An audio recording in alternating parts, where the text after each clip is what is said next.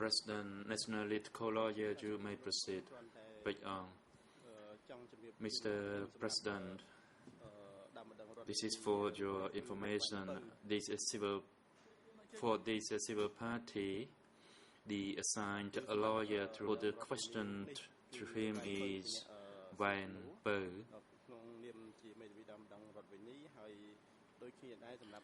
Likewise, for the next civil party, that is TCCP 129, Mr. Van Per is assigned to put the questions.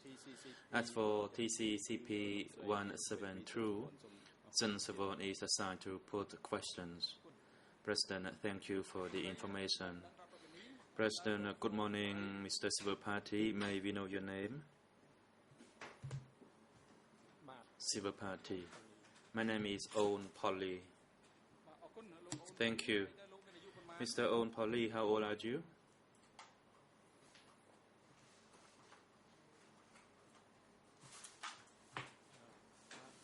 Answer. I am 48 years old. Thank you, Mr. Onpoli. Please observe a slight pause in between question and answer session until you see the red light on the tip of your microphone or the console, which indicates that your microphone is operational and your voice will go through the proper system, in particular go through the interpretation system, as your statement will be interpreted into English and French simultaneously. Can you tell us your place of birth? Answer.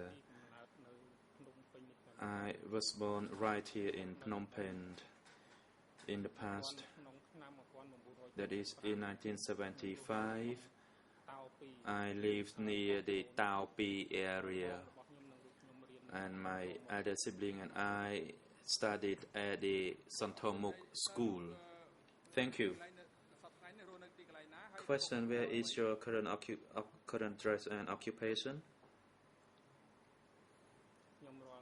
Answer. Currently, I live in Pony Lu district, Kanda province, and I am a retired soldier.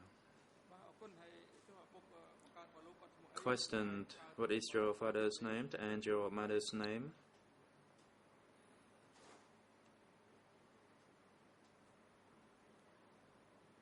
Answer.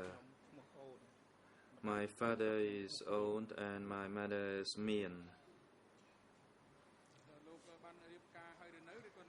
Question: are you married? Answer: I am married. Question: what is your wife's name and how many children do you have? Answer: Big Nom is my wife. We do not have any children. Thank you. And Mr. Owen Polly, as a civil party before this court, you are given an opportunity to make a statement of suffering and harms occurred, in particular in terms of material, physical and psychological, which are the direct result of the crimes that occurred, which are charged against the accused Nuon Chi and Khieu Samphan, and which occurred during the Democratic Cambodia regime, that is from 17 April 1975 to the 6th of January 1979. You may proceed.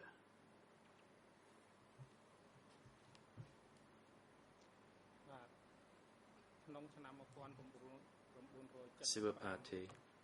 In 1975, my family and I were living near the Tao Pi area, and on the 17th April itself, I saw Khmer Rouge soldier come and force us to leave the city. I saw many people who lived at the concrete houses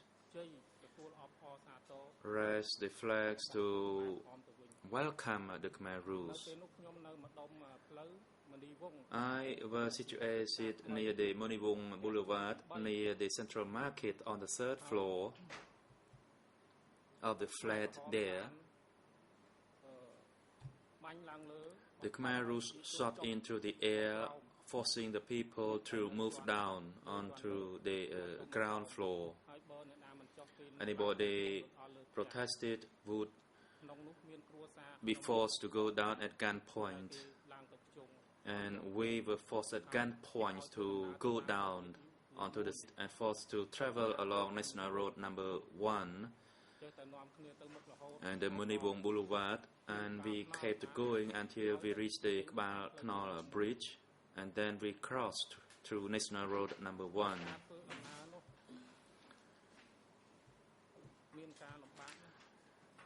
The journey was arduous. I was pretty young back then. We walked and stopped, walked and stopped. My mother was carrying my younger sibling, and my father was carrying some belongings. And some of our relatives had a little bit of personal belongings to carry. I carried a small bag of belongings. We were so exhausted traveling on the road. We were so hungry.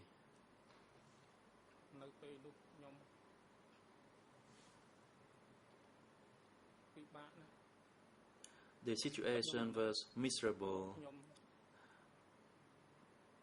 I had great pity for my father. He had to carry the personal belongings by himself until we reached Prey Pneu district, Prey Pneu commune, Pirang district in Prey Veng province, and it took us about 15 days to reach that location. 10 days after our arrival, a Khmer Rouge cadre came to call him to go, and he disappeared since.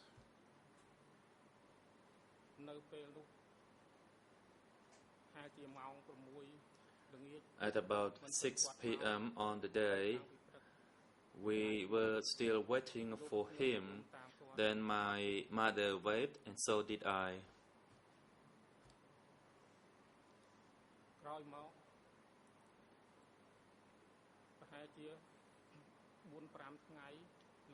Four or 5 days later, we heard that he was sent for a study session.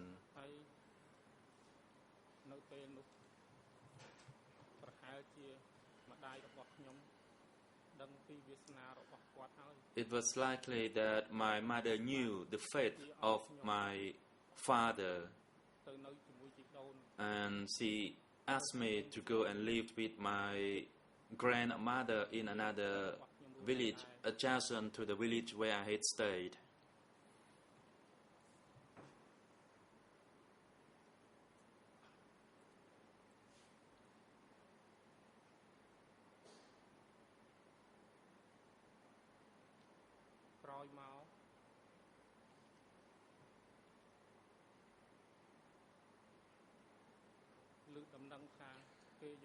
Later on, I heard that my mother and siblings were taken away and killed.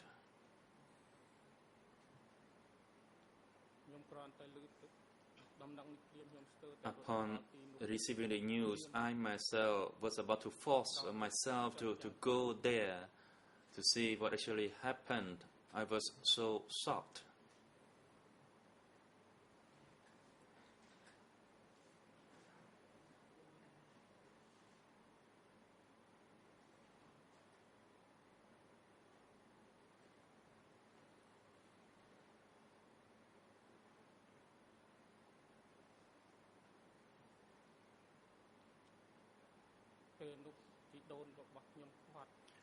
However, I was stopped by my grandmother, and I could only look in that direction with my tears rolling down from my eyes.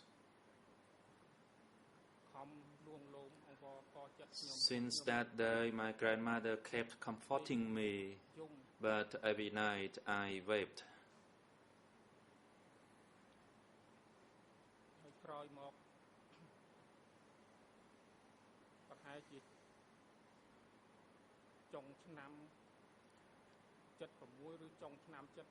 Probably in late 1976 or late 1977, as I cannot recall it clearly, my grandmother, her grandchild, and myself were evacuated on a motorboat through Phnom Penh.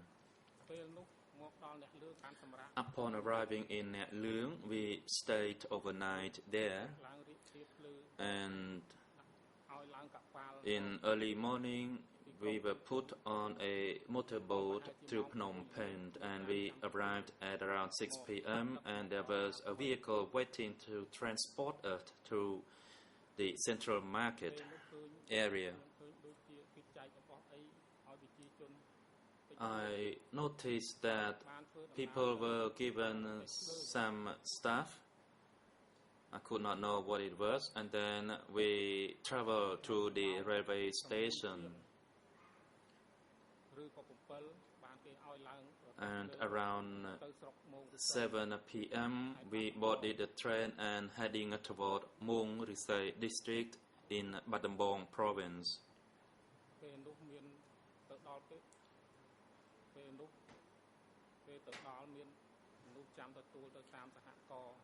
There were people at the destination to receive us, to have a place in various cooperatives. It was the hardest place and the hardest time for us, as they tempered us, and as a result, the grandchild of my grandmother died of hunger, and my grandmother also died upon the death of her grandchild. They died in front of my eyes.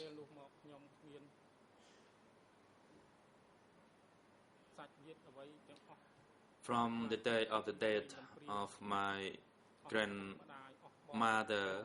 I became the lonely person. I did not have any relatives anymore. And I was forced to work hard in the children unit without sufficient food.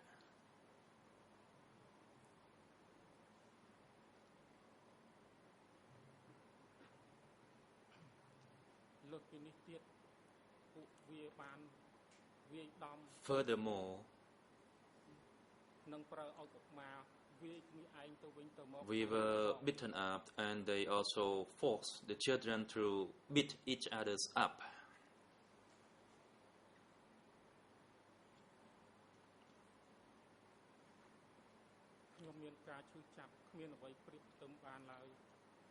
The pain I received at that time was so extreme, and the pain inside was also unbearable, as I was forced by the Khmer Rouge to separate from my parents forever. And after the collapse of the regime,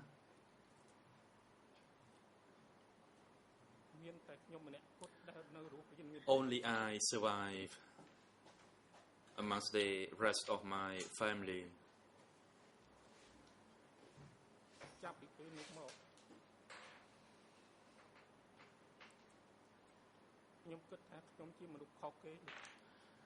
And from that day onward, I considered myself a strange person, that I lived by myself with no relatives, and that's as a result of that vicious regime. And that forced myself to join the army since I was a young age. I was later on wounded and became handicapped.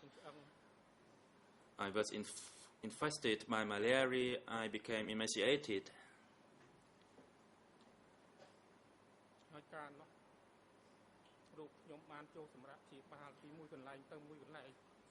I was hospitalized subsequently in various hospitals, and the scene was unbearable to me as I saw other patients had their relatives, siblings, or other people coming to comfort them.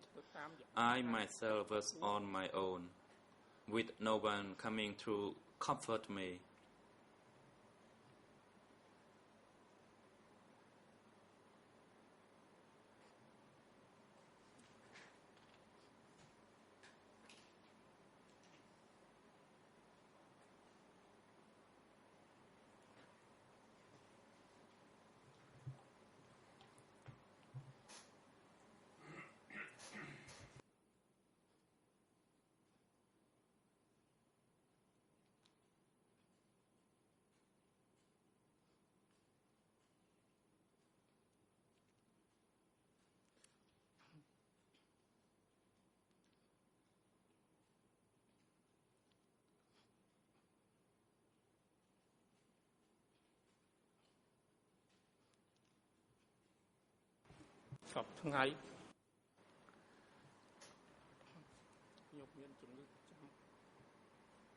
At present, I have had chronic disease.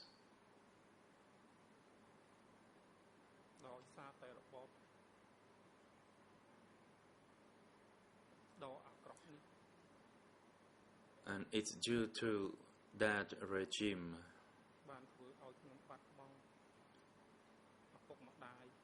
Which made me lose my siblings, my parents, and all my relatives who died during that regime.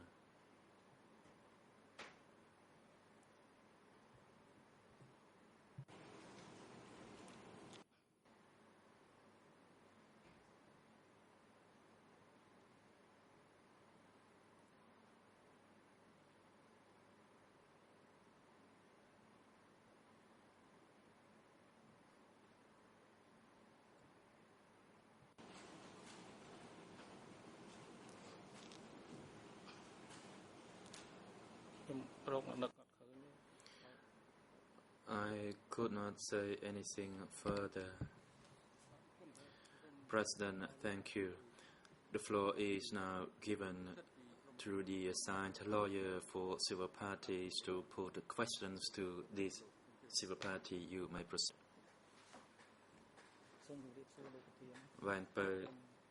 Thank you, Mr. President. Good morning, Mr. President, Your Honors.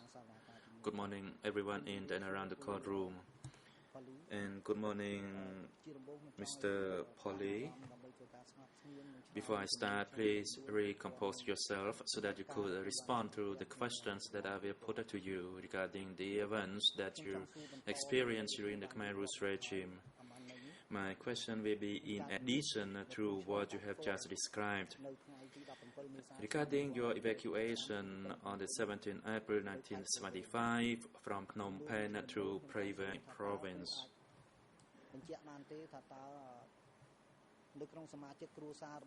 can you tell the court how many of your family members on the day of your evacuation? Answer. In my family, we have 7 members, namely my mother and father, 2 of my elder sisters, and I am the 3rd child, and I have 2 other younger sisters. Question.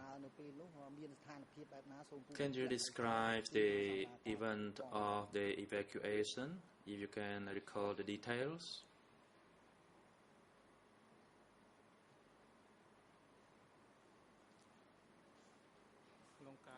Answer. It was extremely difficult, as we were pretty young back then.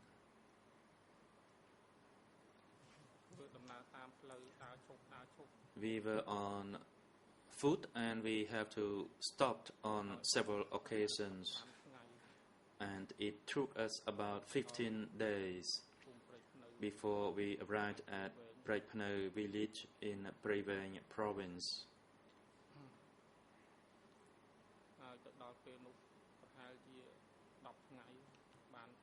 And about 10 days after our arrival, Khmer cadre came to call my father to go, and in fact, my father at the time had a fever and he was resting, but he had to go with that Khmer cadre.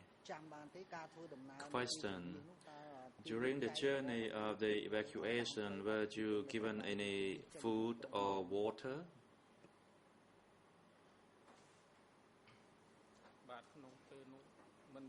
Answer: nobody gave us anything.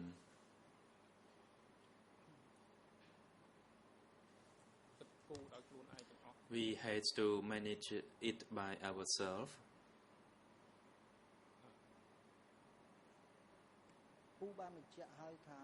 Question: jury stated that the journey lasted 15 days on foot from Phnom Penh to Prevang province. Was Prevang your father's native village or province?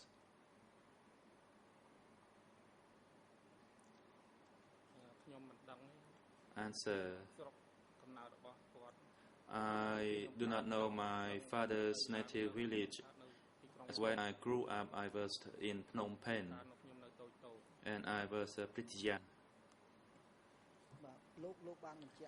Question: you already stated upon arrival in Prevang province, about 10 days later, he was exhausted and he had a fever, and Khmer cadre took him away. Can you recall whether your father had any job or was employed under the previous Lunol government?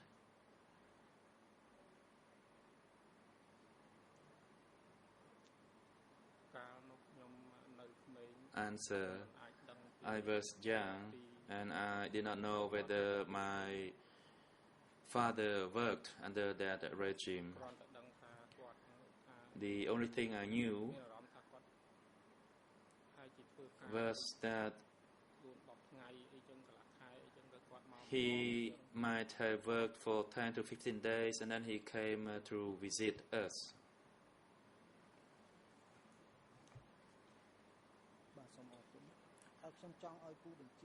Question: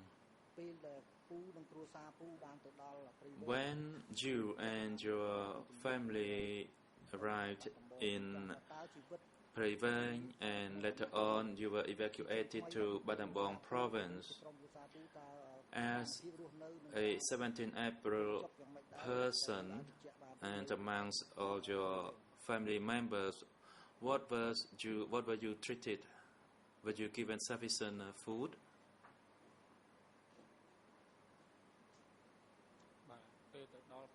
Answer: initially, upon our arrival in Prevang province, the situation was not that difficult. We could eat normally.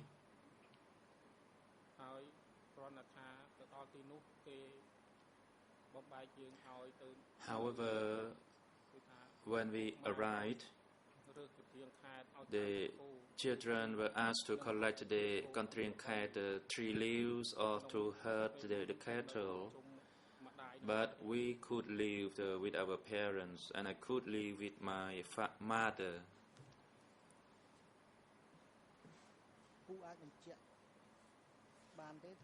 Question: can you tell us your actual feeling when you knew that your father and your family members were killed by the Khmerus?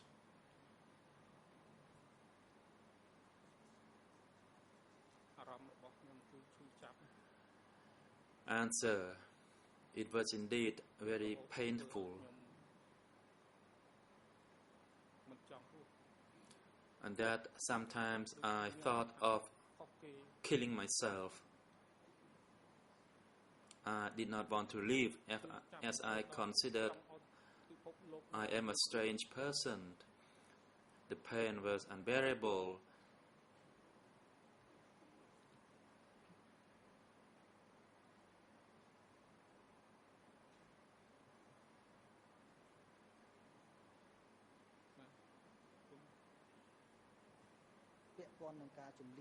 Question regarding the evacuation from Prevang to Battambang province. Can you describe further the suffering and the hardship that you encountered throughout that journey?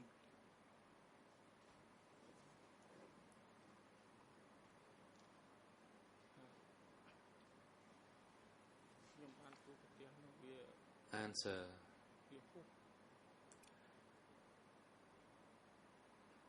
What I encountered was of an extreme nature.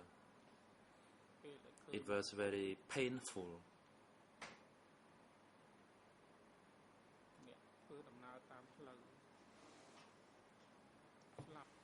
People who took the journey died. Some of them died. And they were covered with white cloth, and they were left along the road. And we did not know whether they were young or they were old. Question. Upon your arrival in Mong Risai district, Battambang province, and the subsequent deaths of your grandmother and her grandchild, can you describe the situation of your lonely living condition?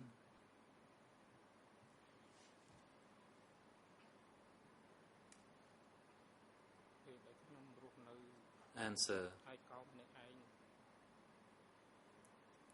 When I was on my own, I lived in the children unit, and we were sent to live at the Trojet mountain.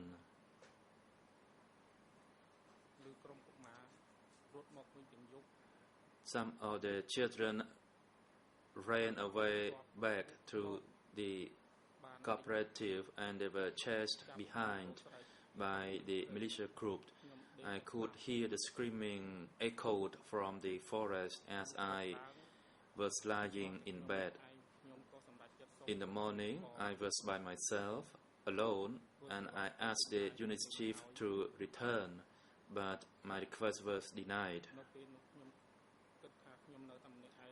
I thought that I would be living by myself, and for that reason I decided to flee. But when I was near the guard, they pointed a gun at me and forced me to go back. And we were guarded by the militia who were armed with knives, and I just kept lying down. And later on I decided to run away again.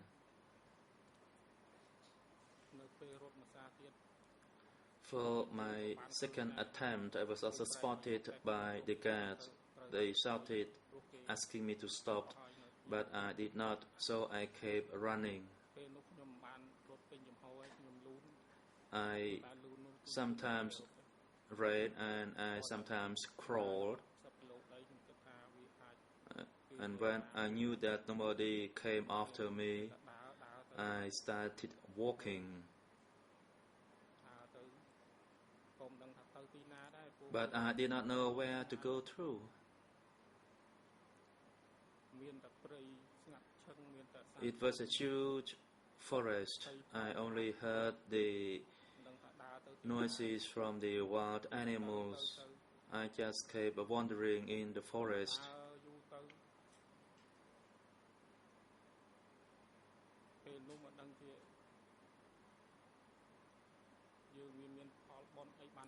And fortunately, I came upon the roads that I used to travel before. That is the road that they took us, the children unit, to that mountain. My hope came back to me, so I walked on that path for a while, and then I met another child who was picking the rest of a sugar cane. So then we returned to the village. Thank you, Mr. President. This is my last question to the civil party.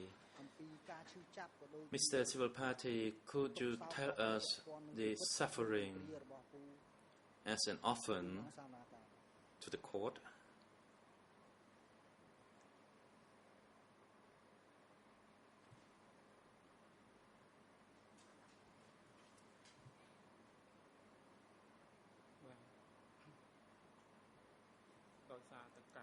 Answer.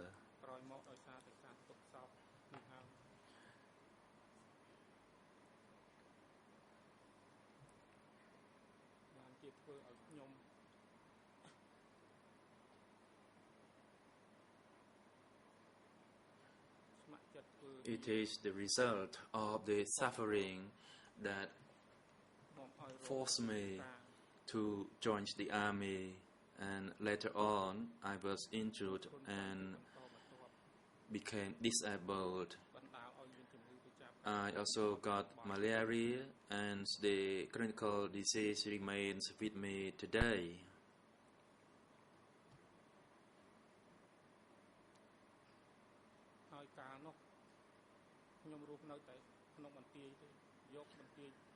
During the time that I was a soldier, the barrack was my home. I only lived in the military barrack. And sometimes some soldiers made fun of me. They teased me as I did not have any children. I did not have any home place to go to, unlike the rest. They went to visit their home village 4 or 5 times per year.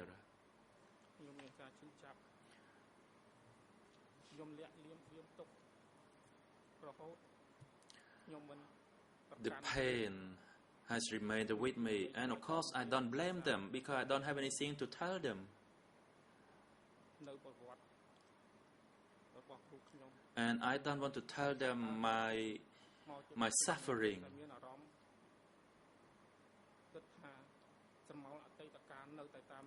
And I don't know why my past still keeps haunting me.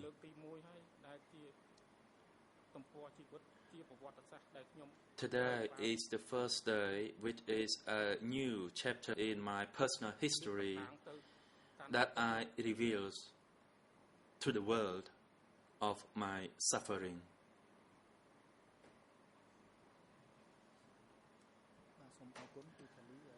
Thank you. I have no further question for this civil party, Mr. President. And Mr. Owen Polly, if you wish to add anything else, you may do so.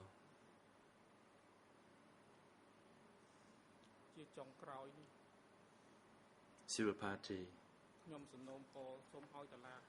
Finally, I would like to request the chamber to find justice for those who died during that regime.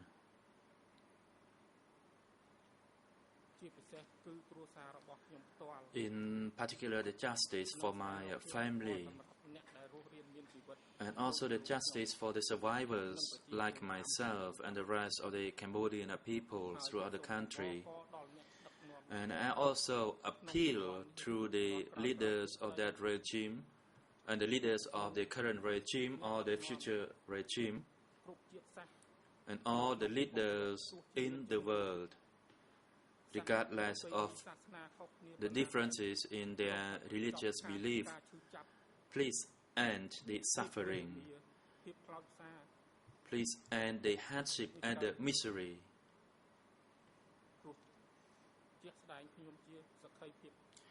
because you can see me as a result of that suffering. It is painful, and of course the pain may lead to wars. I myself, in fact, lost everything, and at that time I want this world to end. Please reunite together. We who lived in this world so reunite together to end the suffering, to end the loneliness as living by oneself, and to end the living with all the pains hidden inside. Although one may have sufficient food and may have a living condition, but the pain hidden inside remains.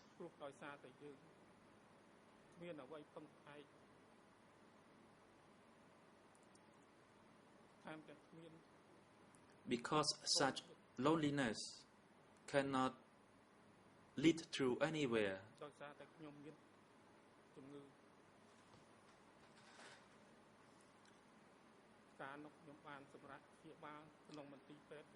While I was injured, I was sent to various hospitals, and of course, I observed the comfort given to other patients by their wives, their children, and their family members, and I myself was struggling on my own. And nobody knew of my pain. And of course, I have not revealed the suffering that has been inside me for over 30 years old. 30 years, rather. That's the end. Thank you.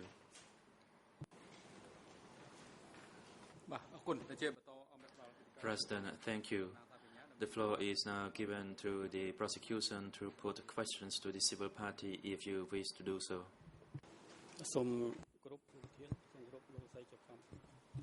Co-prosecutor, thank you, Mr. President and Your Honors. Good morning, Mr.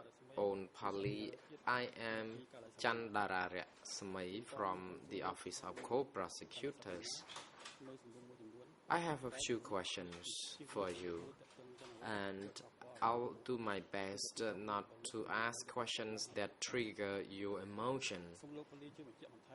Mr. Pali, please help explain a few things.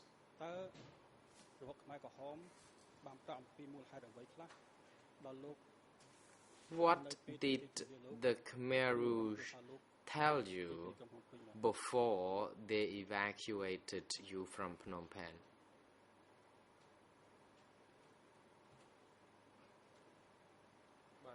Response.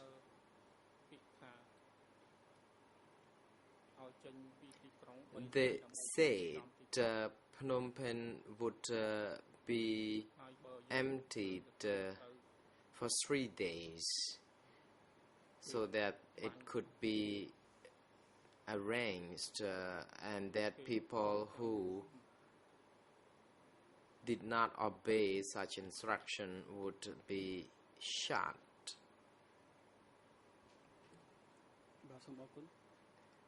Question. Thank you.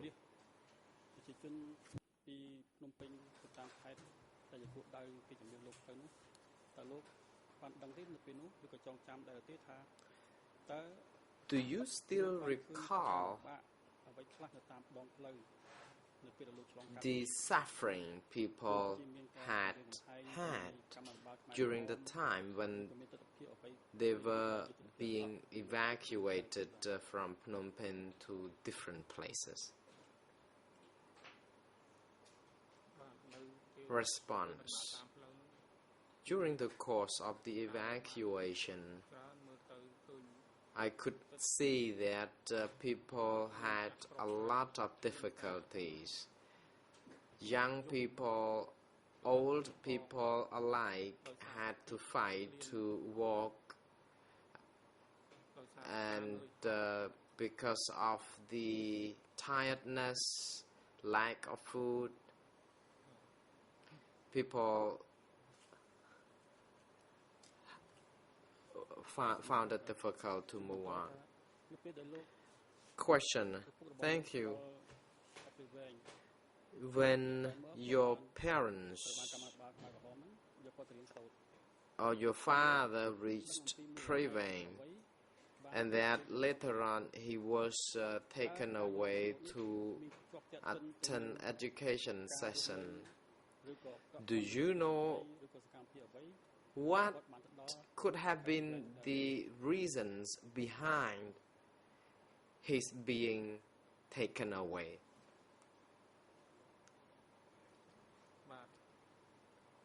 Response.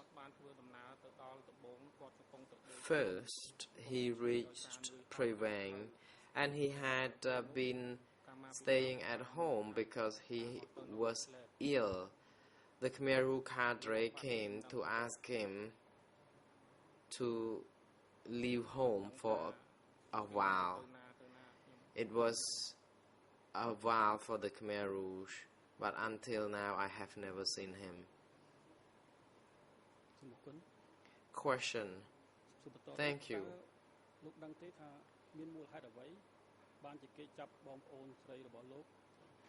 Do you know why your sisters and mother disappeared or perhaps killed?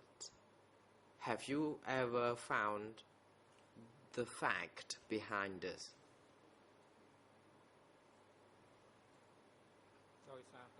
Response. I learned about this news because my grandmother searched for the truth, and she learned that Khmer Rouge took away my siblings and mother and had them executed. Upon hearing this, I was terrified.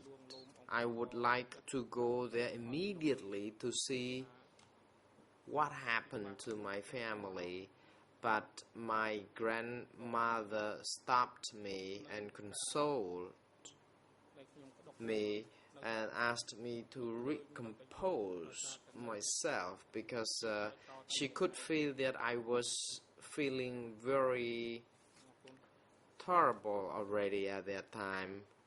It was an atmosphere of being so lonesome. Question. Thank you.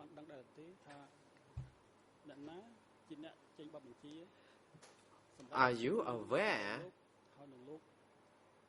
who rendered the order to evacuate you and your family to Prevang and later on to Mong Risai district of Battambang?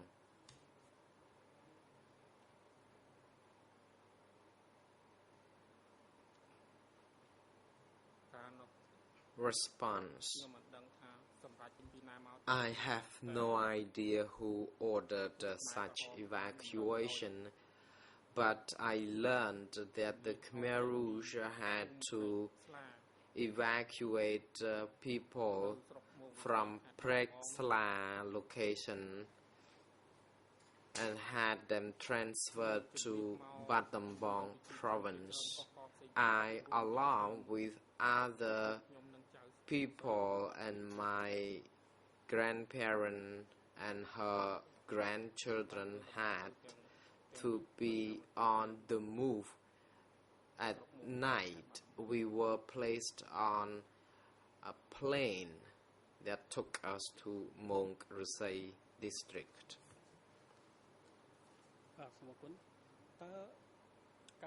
Question. Thank you.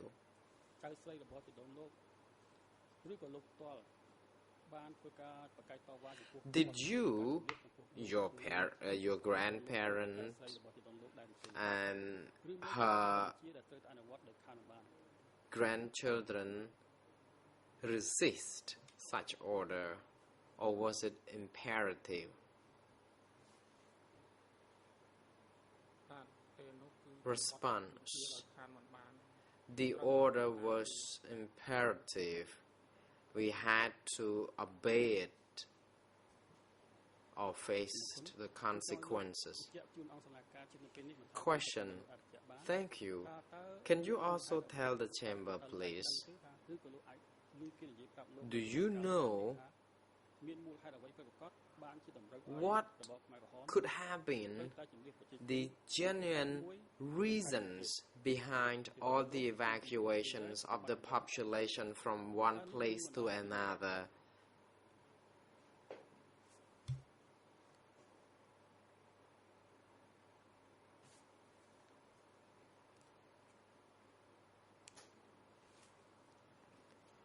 Response: at that time, I was too young to understand the rationale behind this. I was just following others who was compelled by the orders of the Khmer Rouge. Question: thank you. During the evacuation, during the time when you was transferred from one place to another, were you told to bring with you some belongings or other basic needs during the course of such transfer?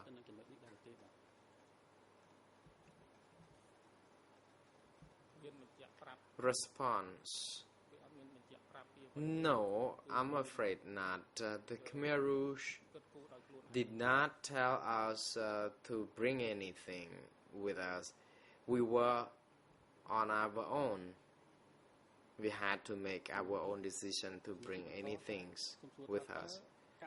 Question: thank you. That would be my last question now. Were only the 17th of April people evacuated, or were the base people also evacuated?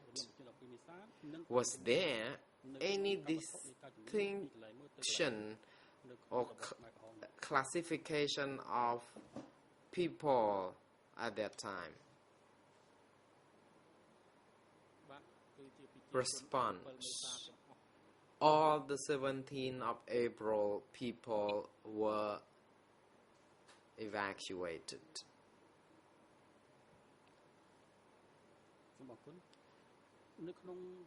Question: thank you.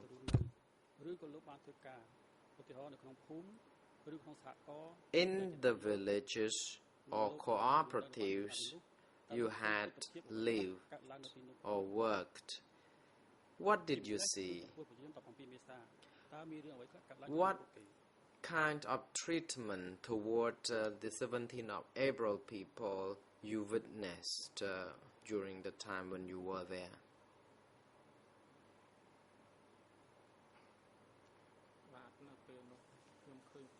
Response: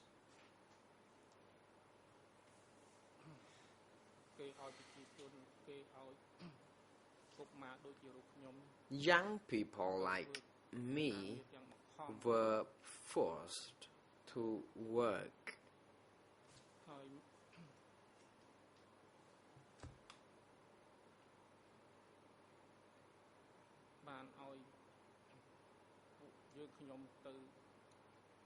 We were also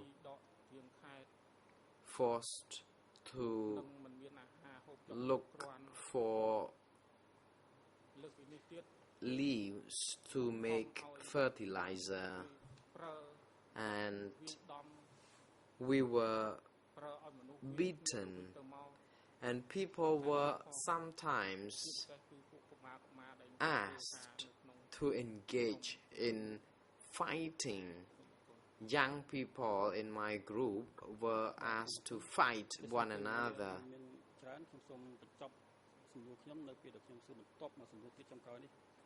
Question: I believe that with that I have another very final question.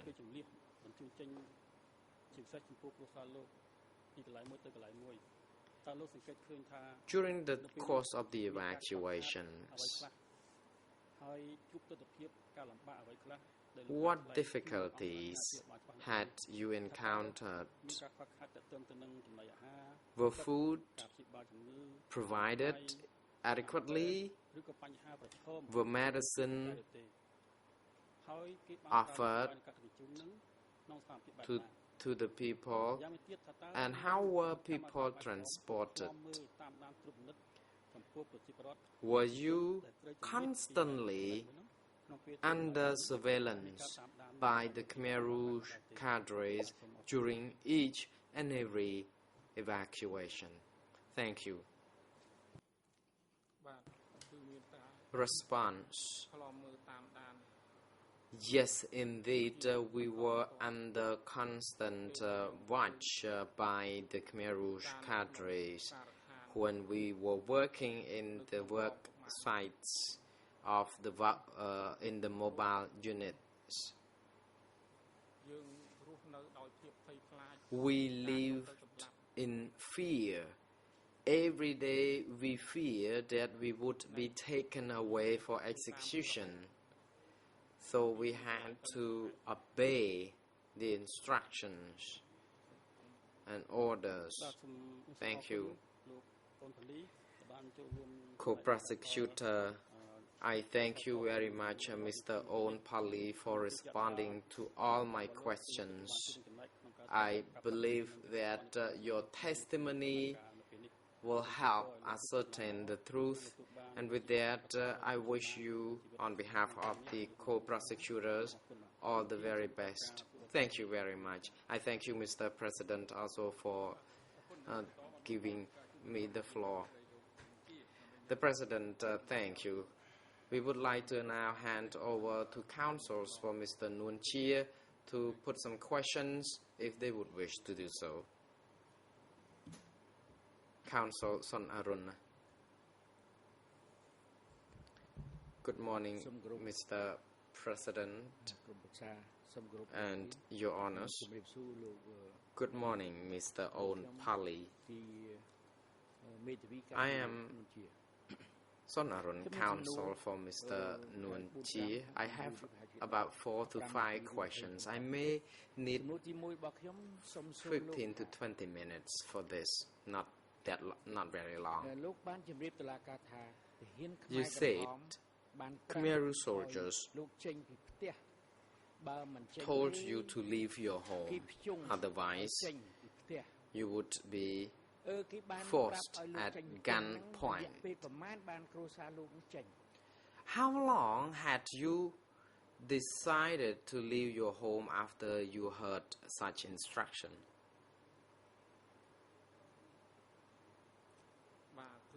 Response. Immediately after having heard that we were asked to leave, we had to leave. Thank you. Question. Thank you. When Khmer Rouge asked you to leave, you said you had to leave immediately. But you said if people did not want to leave, they were forced at gunpoint and or shot at. How could you know that people were held at gunpoint when you already left?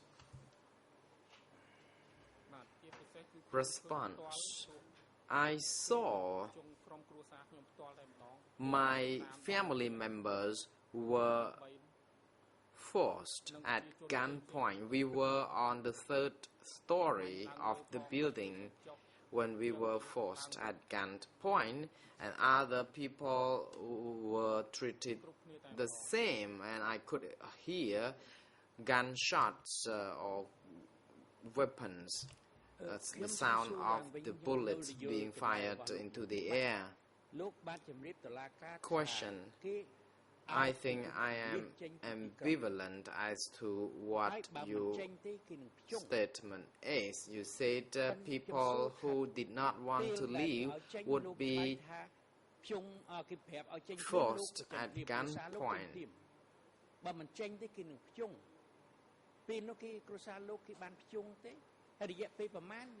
Again, tell us, were your family be forced at gunpoint? And how soon did you leave your home after you were forced to leave?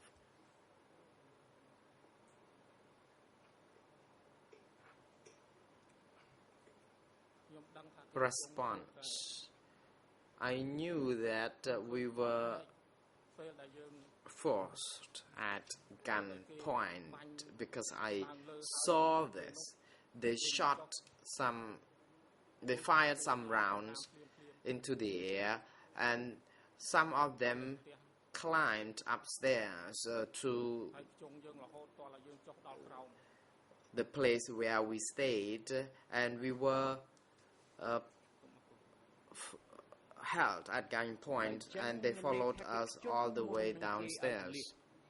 Question: is that correct that you were pointed guns at when you were asked to leave your home? Response: yes, it is correct. They climbed upstairs to the third story of the building where we stayed, and they pointed the guns at us, asked us to leave, and we had to leave. And we had to move on the direction of National Road number 4, rather number 1. Counsel: thank you. You said you were evacuated from Phnom Penh. Can you tell the chamber how old were you at that time? Response: I was about 10 years old. Question: when your family had to be evacuated along with your neighbors,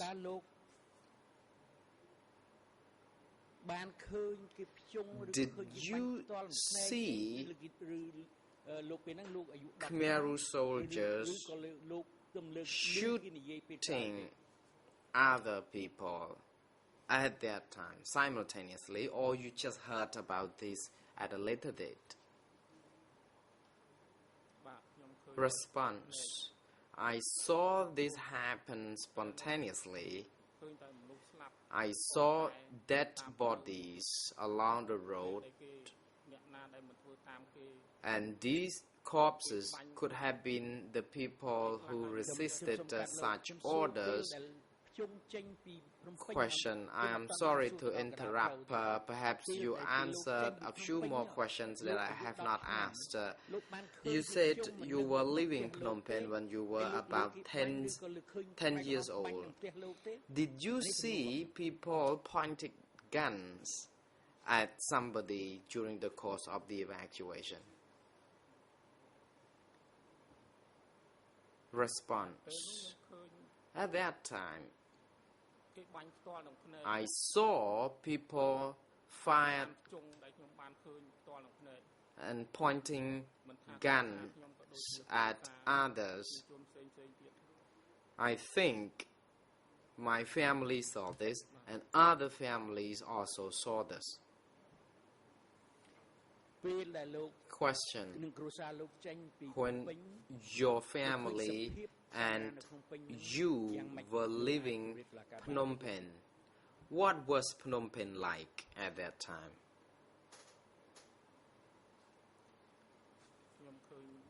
Response: Phnom Penh was in a chaotic situation, and that everyone had to follow the orders by the Khmer Rouge. Where they wanted us to go, we had to go. Question: were those who ordered the evacuation of your family from Phnom Penh soldiers or civilians? Response: they were soldiers.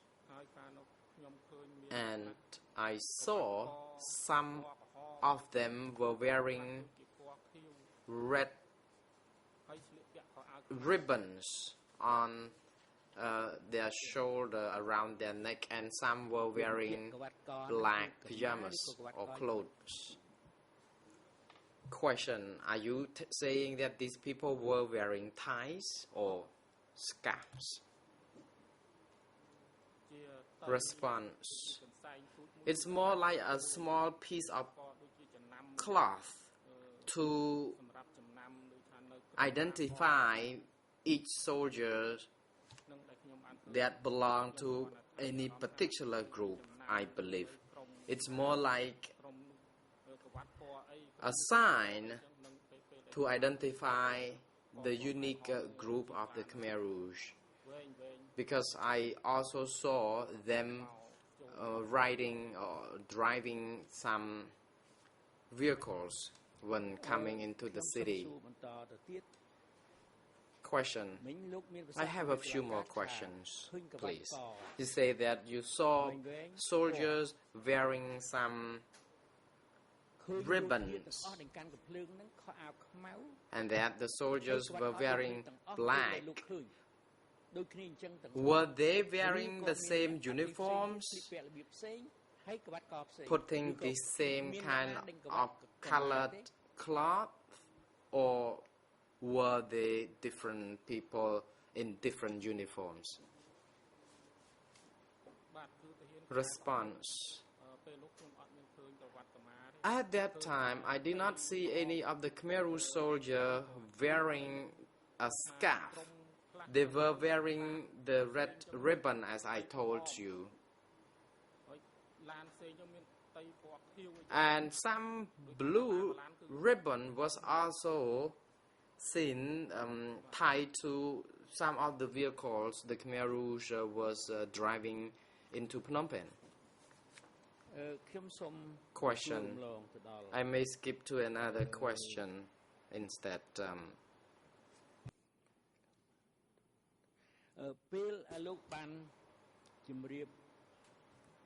You testified in your statement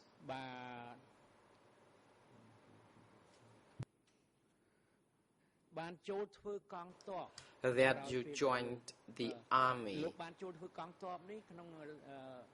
In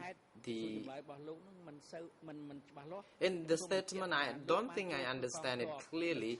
Did you join the army during the Khmer Rouge or after the Khmer Rouge? And how old were you when you joined it? Response: I joined the army in 1984, and at that time I was about 18 or 19 years old. Question: did you join the Khmer Rouge soldier or the government troops? Because there were several factions at that time. Tell us which military group you joined. Response: I volunteered to join the government troops. I did not join the military or the army that belonged to the factions at the borders. I joined the government troop in Bagan district of Posat province. Thank you. Question: at that time, you already left the Khmer Rouge and you joined the government troop controlled by Hun Sen, the state of Cambodia. Is that correct? Response: yes, it is. Thank you. Question: thank you.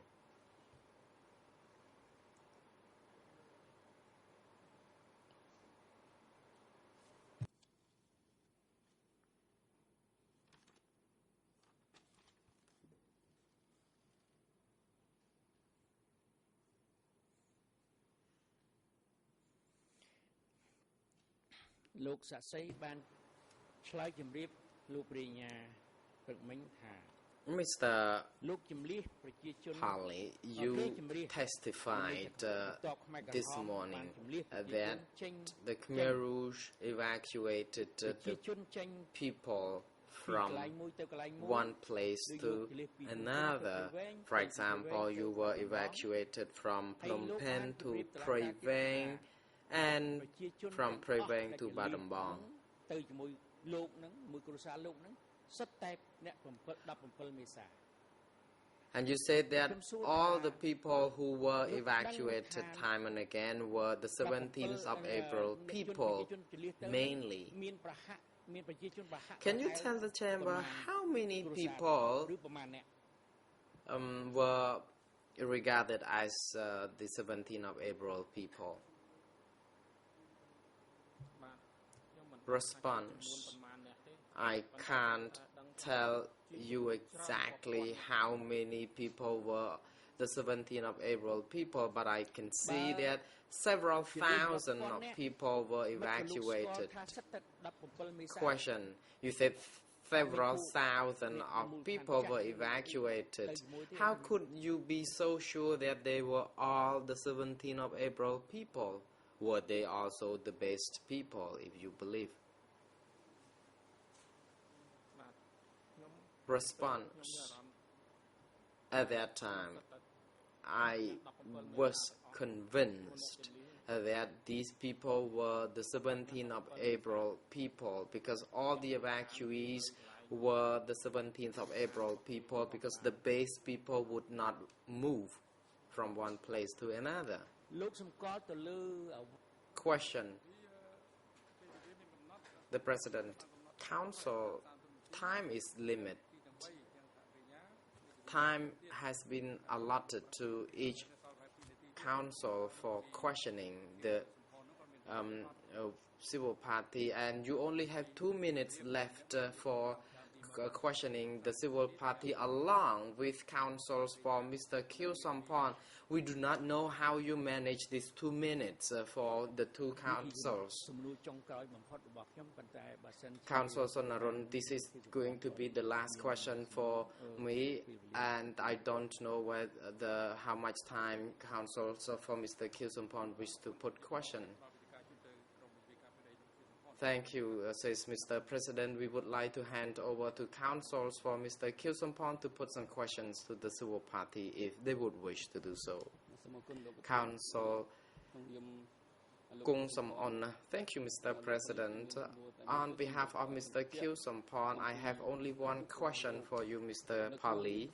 Can you tell the chamber again about your age? In your civil party application form, you said you was born on the 3rd of January 1962. Is that your genuine birth date or is it a fake one? Response.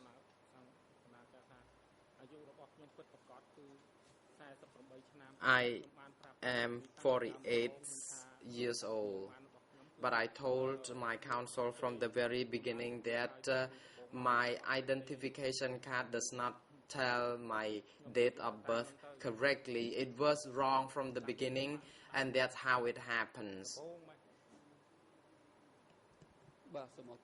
Counsel, thank you. Can you now tell your real date of birth then?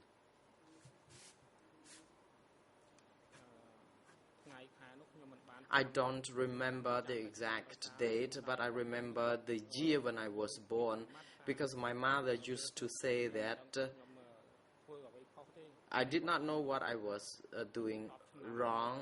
She said that I was 10 years old already, but I was not behaving properly, something like that. So I remember when she said I was 10 years old from then on. Question. You said you were 48 years old, so you are 3 years younger than the actual age that appears on your ID card. Is that correct? Response. Yes, that is correct. Question. Thank you. So this means that in 1975 you could have been 13 years old. Is that true? Sorry, I apologize. In 1975 you were about 10 years old. Is that correct? Response: Yes, it is. Council Kong Som-on. Thank you, Mr. President, and thank you, Mr. Sewopati. The President, thank you, councils, and thank you, Mr. Pali. The hearing on the statement of your suffering and your testimony comes to an end, and you are now excused. Your statement of suffering will help ascertain the truth. You may now leave the courtroom for your home, and we wish you all the best. The court officer is now directed to assist Mr. Sewopati along with his assistant, and the chamber wishes to inform the parties and the public that this afternoon the chamber is going to hear the statement of suffering of two civil parties, TCCP 129 and TCCP 172. And it is now appropriate moment for adjournment. The chamber will adjourn until 1:20 p.m. Please be informed that during these afternoon sessions we will have to speed up because the time allocated for the afternoon session is shorter than the morning session time, so we have to start at 1:20 p.m. Security personnel are now directed to bring Mr. Kilsompon to his holding cell downstairs and have him return to the courtroom before 1:20 p.m. The court is adjourned.